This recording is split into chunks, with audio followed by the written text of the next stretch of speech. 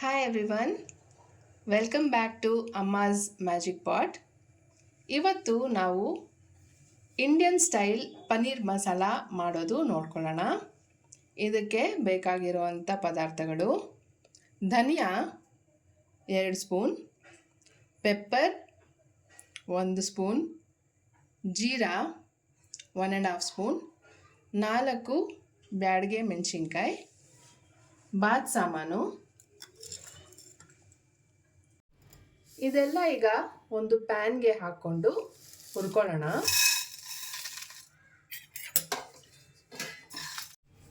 ಈಗ ಪನ್ನೀರ್ ಫ್ರೈ ಮಾಡ್ಕೊಳ್ಳೋಕ್ಕೆ 2 ಸ್ಪೂನ್ ತುಪ್ಪ ಹಾಕ್ಕೊಳ್ಳಿ.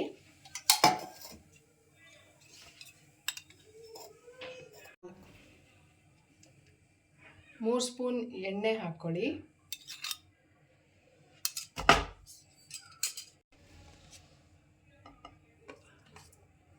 ಪನ್ನೀರ್ ಈ ಥರ ಪ್ಯಾನ್ಗೆ ಹಾಕ್ಕೊಂಡು ಎಣ್ಣೆ ತುಪ್ಪ ಕಾದ್ಮೇಲೆ ಅದನ್ನು ಫ್ರೈ ಮಾಡ್ಕೊಳ್ಳಿ.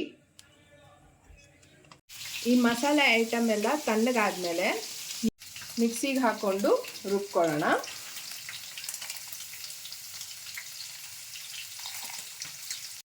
ಪನ್ನೀರೆಲ್ಲ ಈ ಥರ ಗೋಲ್ಡನ್ ಬ್ರೌನ್ ಬರೋವರೆಗೂ ಫ್ರೈ ಮಾಡ್ಕೋಬೇಕು. ಡ್ರೈ ರೋಸ್ಟ್ ಮಾಡಿರೋ ಮಸಾಲಾನ ಈ ಥರ ತರಿಯಾಗಿ ರುಬ್ಕೋಬೇಕು. ಅದೇ ಬಾಣಲಿಗೆ ಈರುಳ್ಳಿ ಹಾಕ್ಕೊಳ್ಳೋಣ.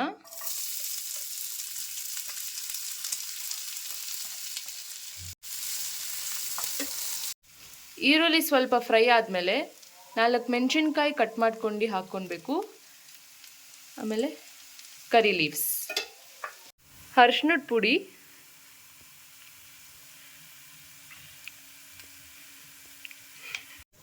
ಅರ್ಧ ಟೀ ಸ್ಪೂನ್ ಖಾರದ ಪುಡಿ ಹಾಗೂ 2 ಸ್ಪೂನ್ ರುಬ್ಕೊಂಡಿರೋ ಮಸಾಲ.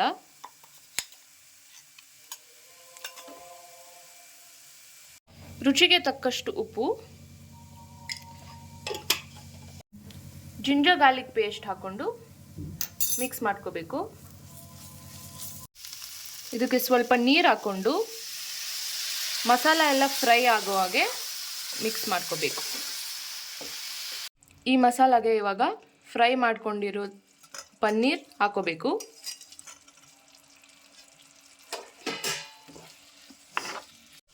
ಇವಾಗ ಇದಕ್ಕೆ ಕೊತ್ತಂಬರಿ ಹಾಕ್ಕೊಂಡು ಮಿಕ್ಸ್ ಮಾಡಿಕೊಂಡ್ರೆ ಮಸಾಲ ಪನ್ನೀರ್ ರೆಡಿ ಆಗಿದೆ.